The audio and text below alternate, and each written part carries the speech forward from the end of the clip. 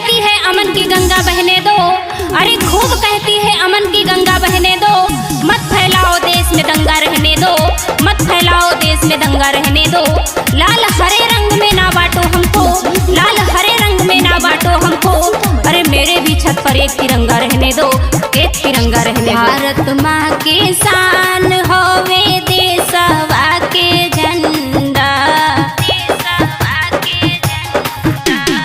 भारत माँ के शान होवे देशवा के झंडा।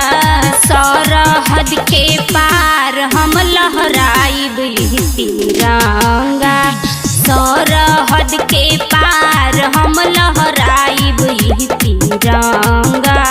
सहनों में जवान को हेली है न पाक पांगा, और सरहद के पार हम लहराइब तिरंगा, सरहद के पार हम लहराइब तिरंगा। अरे भूल गए या भुलाना चाहते हो, अरे भूल गए या भुलाना चाहते हो, सुधरे या हड्डियां तुड़वाना चाहते हो। हम तो ये समझकर छोड़ते रहे अब तक, हम तो ये समझकर छोड़ते रहे अब तक, लेकिन अब समझ आया तू अपना हस्ती मिटवाना चाहते हो, अब समझ आया अपना हस्ती मिटवाना चाहते हो। चाहे चीन आवे चाहे आवे पाकिस्तान, कबो देशवा के नाही मिटी अरमान।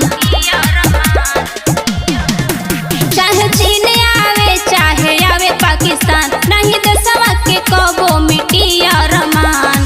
कबो मारब दौरा के, कबो मारब कह के नंगा, और सरहद के पार हम लहराइब तिरंगा, सरहद के पार हम लहराइब तिरंगा।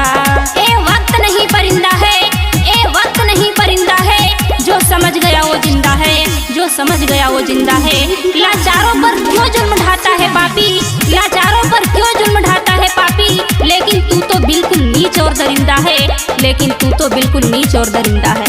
यही देशवा के खातिर वीर भइले शहीद,